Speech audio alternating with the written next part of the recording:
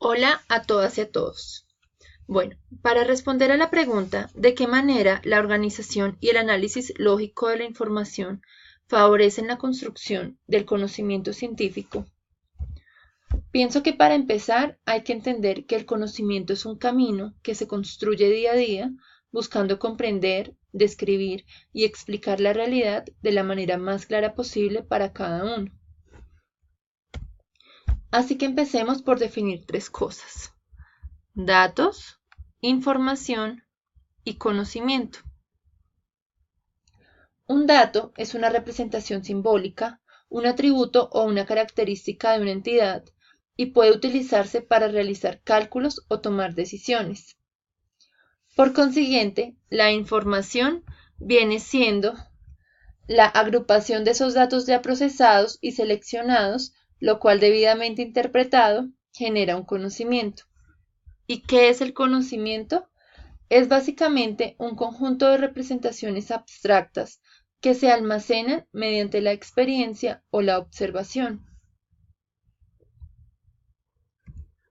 Eso quiere decir que en la búsqueda del conocimiento necesitamos tres cosas: conceptos, elementos hablando del sujeto y del objeto, y representaciones, en donde los conceptos, como definición, son una red de modelos de inferencias, asociaciones y relaciones que son puestos en juego a través de categorizaciones, es decir, que son los referentes para la construcción de las representaciones. Ahora, ¿cómo se puede obtener esto? Pues inicialmente mediante la observación, es decir, que es necesario hablar de percepciones y paradigmas. Una percepción es el primer conocimiento de una cosa por medio de las impresiones que comunican los sentidos. Por ejemplo, la imagen en la que muchos pueden ver una joven y otros pueden ver una anciana. O esta otra en la que muchos pueden ver un árbol y otros pueden ver caras. Y los paradigmas, que son básicamente una interpretación que trata de explicar una situación y depende de los ojos de quien lo vea, es decir, de la manera en que cada quien analice dicha situación o dicha observación. Y obviamente pues es importante hablar de la técnica o el modo o forma de encontrar respuesta a los problemas planteados, los cuales pueden ser conceptuales y empíricos, donde las técnicas conceptuales permiten enunciar de modo preciso problemas y los procedimientos para deducir consecuencias que lleven a hipótesis y su comprobación, y las técnicas empíricas que sirven para arbitrar experimentos que permitan llevar a cabo mediciones y la construcción de instrumentos para registrar y elaborar datos. Entonces, cuando hablamos de representaciones, podemos hablar, por ejemplo, de los mapas mentales, de los mapas conceptuales y de las tablas y cuadros de doble entrada, en donde un mapa mental me permite potencializar los hemisferios cerebrales.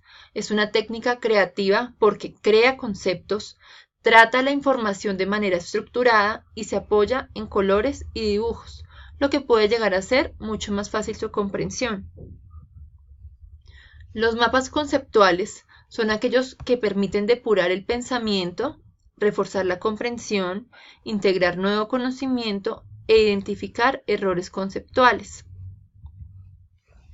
Y un cuadro comparativo o un cuadro de doble entrada me permite hacer comparaciones, es fácil de elaborar, es conceptual y detalla las ideas. Entonces, pues cada quien tendría que entrar a escoger y deducir cuál es el que le permite llegar a tener un conocimiento de algo de una manera más clara y más práctica. Pero ahora, si lo que queremos es llegar a generar un conocimiento, necesitamos de 4 cosas básicas. Primero, la observación. Segundo, el planteamiento de una hipótesis. El tercero, una experimentación. Y el cuarto, sacar unas conclusiones. Esto hablando solo de conocimiento. Si hablamos de conocimiento científico, estamos hablando del conjunto de hechos que son verificables y sustentados en evidencia recogidos por las teorías científicas, así como del estudio de la adquisición y elaboración de nuevos conocimientos mediante el método científico, en donde el método científico consta de 5 pasos. El primero es la observación haciendo un análisis sensorial conciso y numérico. El segundo es la inducción para razonar dichas observaciones. Lo tercero es explicar el fenómeno observado mediante el planteamiento de una hipótesis. Cuarto, probar para verificar o descartar la hipótesis mediante la experimentación. Y quinto, de comprobarse la hipótesis, convertirla en teoría. En este caso, también es importante tener presente que hay ciertas reglas que se deben tener en cuenta cuando se aplica el método científico. Lo primero es someter las hipótesis a contrastación. Segundo, no declarar verdadera una hipótesis satisfactoriamente confirmada, sino que primero debe considerarse como parcialmente verdadera y siempre posible de ser mejorada o modificada. Y tercero, preguntarse por qué la respuesta es como es y no de otra manera. Es decir, que no se debe limitar a hallar generalizaciones que se adecúen a los datos, sino intentar explicarlos con base en leyes más fuertes. En pocas palabras, el conocimiento científico es un recurso indispensable para la existencia y el desarrollo de las sociedades. Ahora, lo anterior nos indica que se debe compactar la información para poder llegar a obtener cualquier tipo de conocimiento, bien sea un conocimiento general o ya un conocimiento científico. Entonces necesitamos hablar de las diferentes maneras en que podemos llegar a asociar este conocimiento. Entonces, hablamos, por ejemplo, de que debemos llegar a conocer, comprender, aplicar, analizar, sintetizar y evaluar toda la información que llega a nosotros. Lo siguiente es que para hablar de conocimiento, también podemos hablar del conocimiento de múltiples generaciones, el cual se obtiene luego de observar múltiples veces algo, tomar los elementos de ese grupo y unirlos a otro grupo de elementos para sumar y obtener información mucho más completa. Y finalmente, también podemos hablar de que de esas representaciones podemos abstraer información de todos esos conjuntos de datos e integrarla para atacar un problema de mayor complejidad generando un mayor conocimiento. De todo lo anterior, pues también hay que resaltar que técnicas como por ejemplo la informática han sido muy útiles en la generación de conocimiento. ¿Por qué?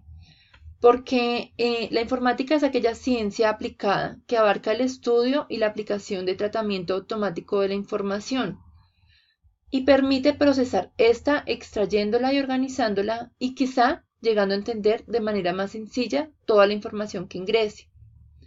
Es decir, que abarca diferentes ámbitos del conocimiento, como por ejemplo la filosofía y la lógica, y permite de esta manera desarrollar representaciones estructurándolas por medio del análisis de conceptos, con lo cual pues llegamos a tener una gran base de datos. Ahora, hablemos también de las características que tiene el método científico. Primero, debe ser comunicable, es decir, que todos los individuos deben poder tener acceso a la información del nuevo descubrimiento o premisa del conocimiento para que pueda ser transmitido.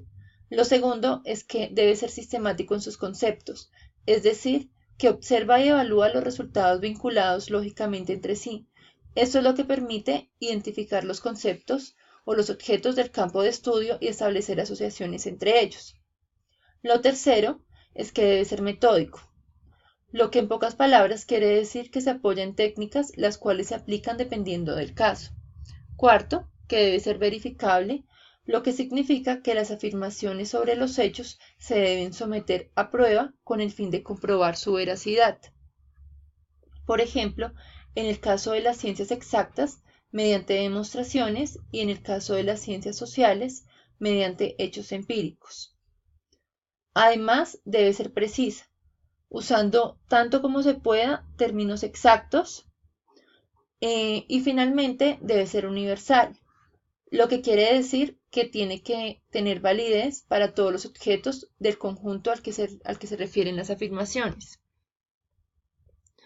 Ahora, cuando hablamos de análisis lógico de la información, debemos tener presente que para poder mejorar esta parte necesitamos de los diferentes niveles educativos y también necesitamos diferentes niveles de conocimiento, en los cuales podemos encontrar un nivel instrumental en donde tenemos una búsqueda de la información, un nivel técnico en donde vamos a tener reglas para usar esos instrumentos, un nivel metodológico que nos va a permitir un uso crítico del método, leer la realidad y ajustarla al objeto de manera más clara, más metódica, un nivel teórico que nos va a dar un cuerpo de conocimientos, un nivel epistemológico, epistémico, que nos va a dar ciertas formas de construir ese conocimiento para pues mejorarlo, un nivel noceológico que nos da diferentes formas de acercarnos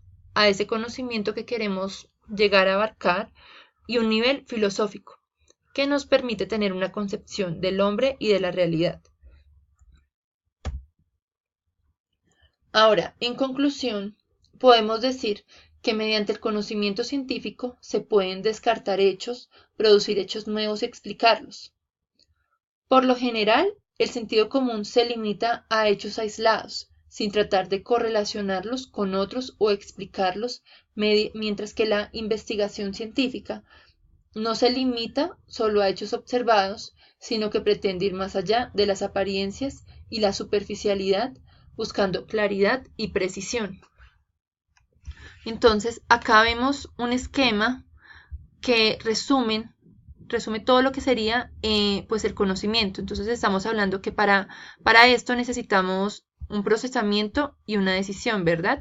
Entonces, vemos cómo inicialmente ingresan ciertos datos que son procesados en nuestro interior, que nos arrojan luego una información. Con esta información llegamos a tener o a tomar más bien decisiones, las cuales nos permiten tener pues un resultado, que mediante este resultado vamos a poder construir un aprendizaje, llegando así a tener un mayor conocimiento. Y eso finalmente viene siendo un ciclo que construimos día a día mediante pues, las diferentes representaciones que hemos visto anteriormente, lecturas y demás. Práctica también. Y finalmente me gustaría compartir una frase de Dmitri Mendeleev en la cual dice que es imposible anticipar y predecir los límites del conocimiento científico. Muchas gracias.